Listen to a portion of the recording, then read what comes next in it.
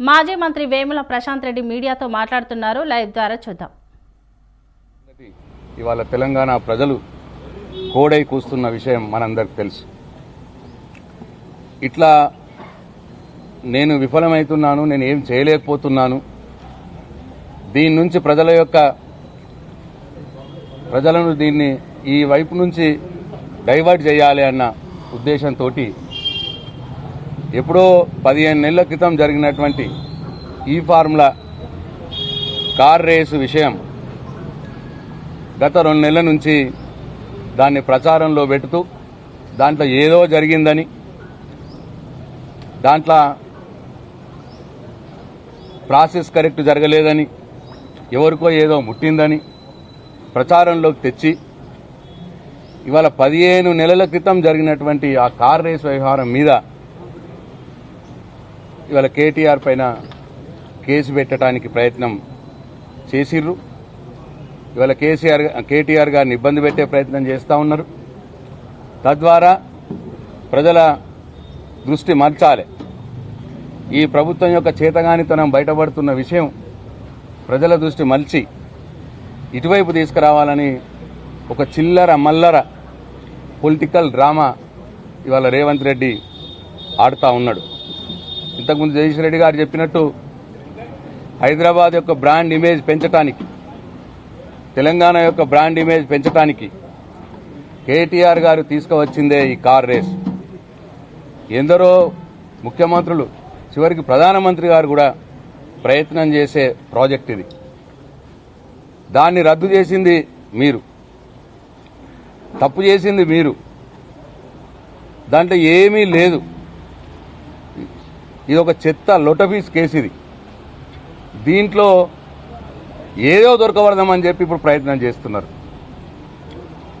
చాలా రోజుల నుంచి, 2 నెలల నుంచి ప్రయత్నం చేస్తున్నారు. ఏమీ దొరకలేదు. ఎట్లనే చేసి అరెస్ట్ చేయాలి కేటీఆర్ గారిని, ఇబ్బంది పెట్టాలి కేటీఆర్ గారిని ప్రయత్నం తప్ప దీంట్లో ఏమీ లేదు. దీంట్లో ఏమీ లేదు కాబట్టే ఎలక్ట్రల్ బాండ్లు దీనికి లింక్ పెడతా ఉన్నారు. ఎలక్ట్రల్ బాండ్లు ఈ యొక్క పార్లమెంటు ద్వారా భారత రాజ్యాంగం ఇచ్చినటువంటి హక్కు ప్రతి రాజకీయ పార్టీకి. అన్ని రాజకీయ పార్టీలు ఎలక్ట్రల్ బాండ్లు సేకరించినాయి. అటు బీజేపీ సేకరించింది, కాంగ్రెస్ పార్టీ సేకరించింది, అన్ని రాజకీయ పార్టీలు. దాంట్లో బీఆర్ఎస్ కూడా పార్టీ ఎలక్ట్రల్ బాండ్లు తీసుకున్నది. ఇవాళ ఈ గ్రీన్ కో కంపెనీ ఏదైతే చెప్తున్నారో, గ్రీన్ కో కంపెనీ ఈ కార్ రేసింగ్ వాళ్ళు చేసి నష్టపోయి తప్పిస్తే ₹1 కూడా వాళ్ళు సంపాదించలే. ఈ కార్ రేస్, ఈ ఎలక్ట్రల్ బాండ్లు ఇచ్చింది ఏప్రిల్ 22, ఏప్రిల్ నెల 2022 సంవత్సరం. ఈ కార్ రేసింగ్ అయింది మార్చి 2023 సంవత్సరం. అంటే ఎలక్ట్రల్ బాండ్లు మొదలిచ్చి వాళ్ళు ఈ కార్ రేసింగ్ చేసి దాంట్లో వాళ్ళే డబ్బులు పెట్టినారు. ప్రభుత్వం వాళ్ళకి ఏమి ఇవ్వలేదు గ్రీన్ కోకి. కాబట్టి దీంట్లో హిట్ అండ్ ప్రో అని చెప్పి కొన్ని అనుకూల పత్రికలు మీడియా ద్వారా ప్రచారం చేస్తూ ఉన్నారు. దానికి అవకాశమే లేదు. ఇవాళ కాంగ్రెస్ పార్టీకి కూడా ఇదే గ్రీన్ కో కంపెనీ 25 కోట్ల రూపాయలు ఎలక్ట్రల్ బాండ్ల ద్వారా ఇచ్చింది.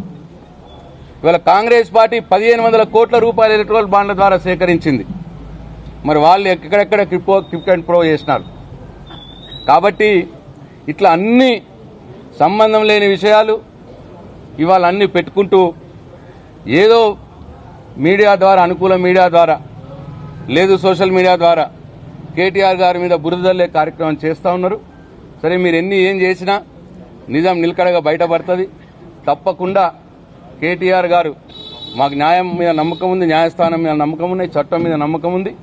తప్పకుండా ఇవాళ రేవంత్ రెడ్డి గారు చేస్తున్నటువంటి కుట్రల్ని ఛేదించుకొని కేటీఆర్ గారు కడిగిన ముత్యంలా బయటకు వస్తారు. మీరెంత భయపెట్టమని చూసినా, బీఆర్ఎస్ పార్టీ నాయకుల మీద కేసులు పెట్టి అరెస్టులు చేద్దామని చూసినా నిన్ను వెంటాడడం మాత్రం ఆపం. నువ్వు ఇచ్చిన హామీలన్నీ అమలు చేసేదానిక తప్పకుండా మా ప్రతి ఒక్క బీఆర్ఎస్ పార్టీ సామాన్య కార్యకర్త నుంచి మరి ప్రతి ఒక్కరు కూడా మీ వెంట పడతారు అని చెప్పి మరొకసారి ఈ ప్రభుత్వానికి, రేవంత్ రెడ్డి గారికి హెచ్చరిస్తా ఉన్నాను. జై తెలంగాణ, జై కేసీఆర్.